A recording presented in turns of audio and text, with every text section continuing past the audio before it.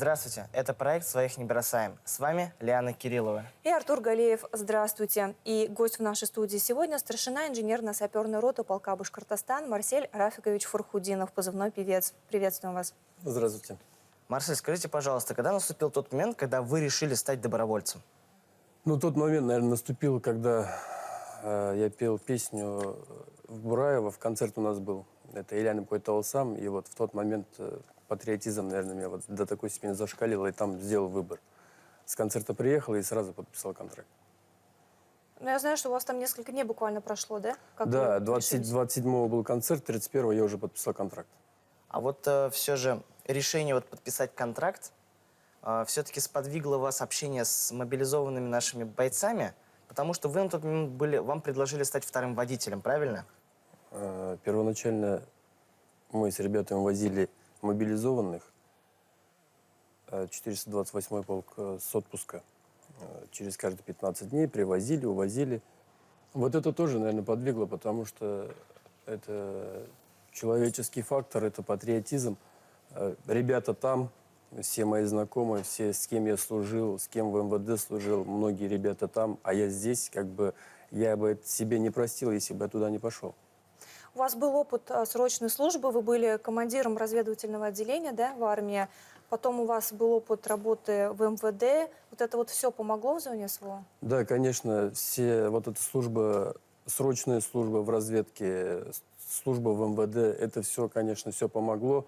Но приходится все равно учиться, еще раз учиться, потому что нынешняя война, она ну, как скажем, другая война.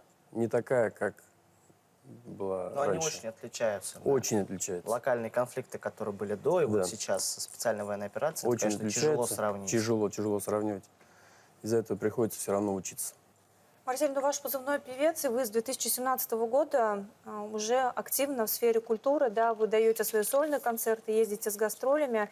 И мы знаем, что вот до того, как подписать контракт и уйти добровольцем, вы успели снять клип. Давайте сейчас посмотрим фрагмент этого клипа. Біз көресін, кіші көрмес, кетем досылар жуңадан. Егіт кеші, керіп шығар, утына да, суға да. Біз көресін, кіші көрмес, кетем досылар жуңадан. Егіт кеші, керіп шығар, утына да, суға да.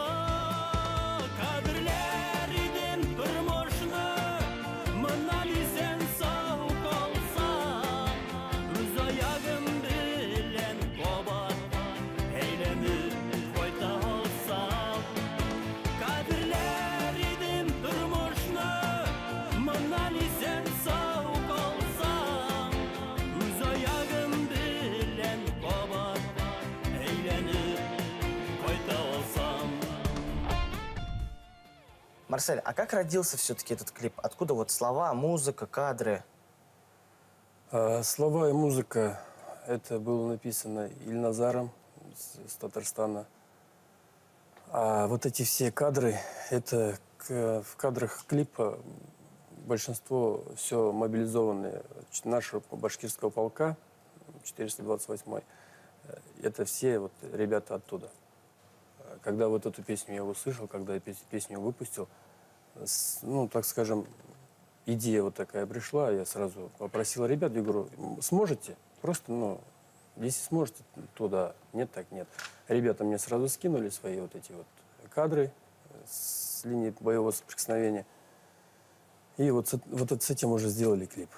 А каково вам сейчас в зоне специальной военной операции, как человеку все-таки из культуры?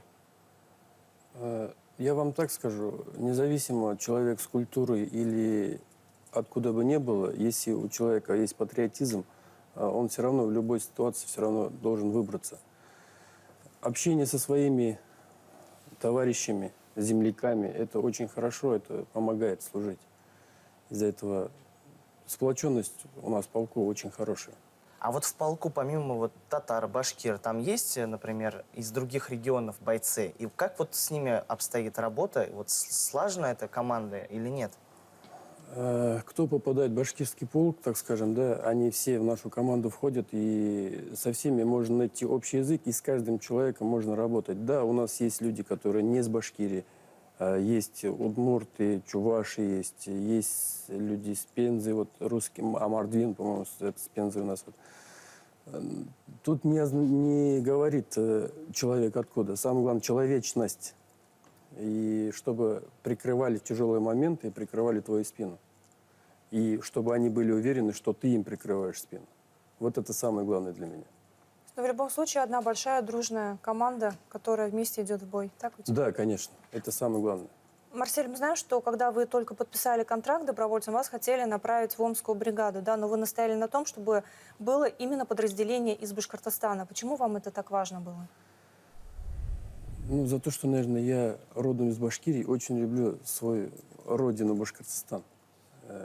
И хотелось служить со своими ребятами. Это все равно помогает. Я уже заранее говорил, вот до этого говорил, что со своими ребятами служить намного проще, чем в другом полку где-то. До недавнего времени вы были старшим сапером, правильно? А сейчас вы старшина инженерно-саперной роты. Да. Все-таки есть ответственность, есть различия в этих должностях? Во всех должностях есть своя ответственность.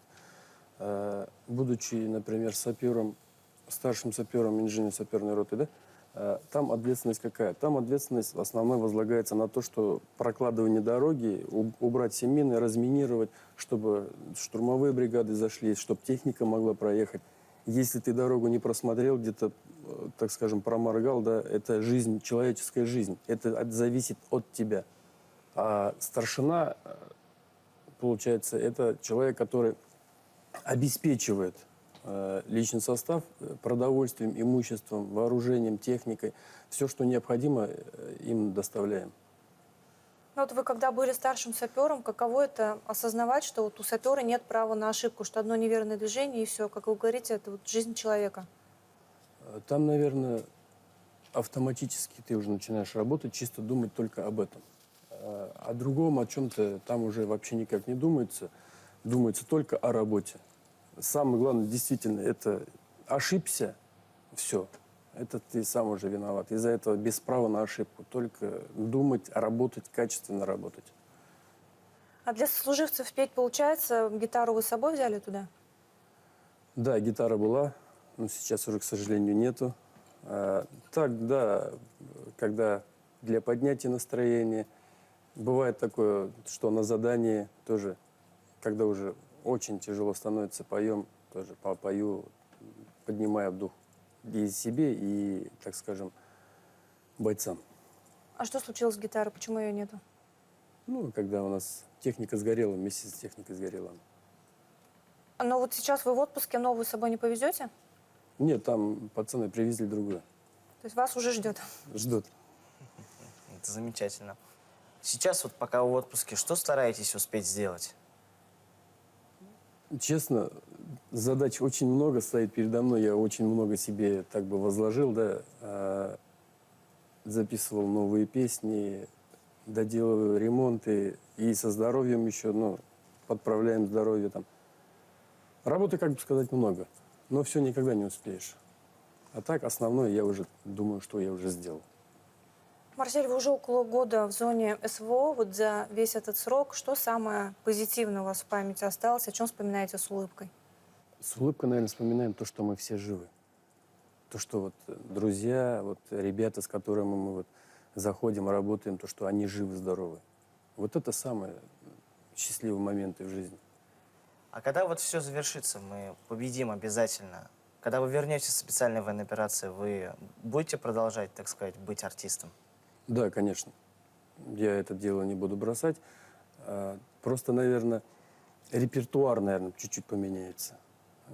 А так, жизненные позиции, быть артистом и радовать телезрителей, так бы не перестанем. Ну, вот вы сказали, что поменяется репертуар. А как на вас повлияло СВО? Как вы поменялись за этот год? Ой, я, наверное, сам не чувствую, как я поменялся. Это, наверное, больше будут чувствовать родные и близкие, как я поменялся. Наверное, стал более сдержанным. продумывать. Не так рубить сразу, а именно вот продумывать шаги заранее, заблаговременно. Вот это, наверное, больше стало. Ну, тут большая часть, конечно, от человека зависит, Лиан. Вот, каким Ну. он был до этого, но война все равно человека меняет. Меняет. Да, как ни крути. Если брать ваших родных, близких, вот мы знаем, что у вас и супруга есть, дети есть. Вот как они отнеслись к такому вашему решению? Как вот они сейчас в отпуске, ну, соскучились? Ну, конечно, соскучились. Конечно, мой выбор, они первоначально очень тяжело им было. И морально, и психологически. Дети тоже были, расстраивались. Сейчас приехал в отпуск, все довольны, все счастливы, но ждут, когда я уже окончательно приеду. Каждый ребенок, наверное, каждая супруга ждет своего любимого с зоны боевых действий. Но мы очень надеемся, что этот момент наступит скоро. Скоро настанет. Обязательно. Да. Что ж, успехов вам творческих и обязательно боевых. Спасибо, что пришли к нам в студию. Спасибо вам. А с вами, уважаемые телезрители, увидимся через неделю. Это проект «Своих не бросаем», о том, что касается всех и волнует каждого. До встречи.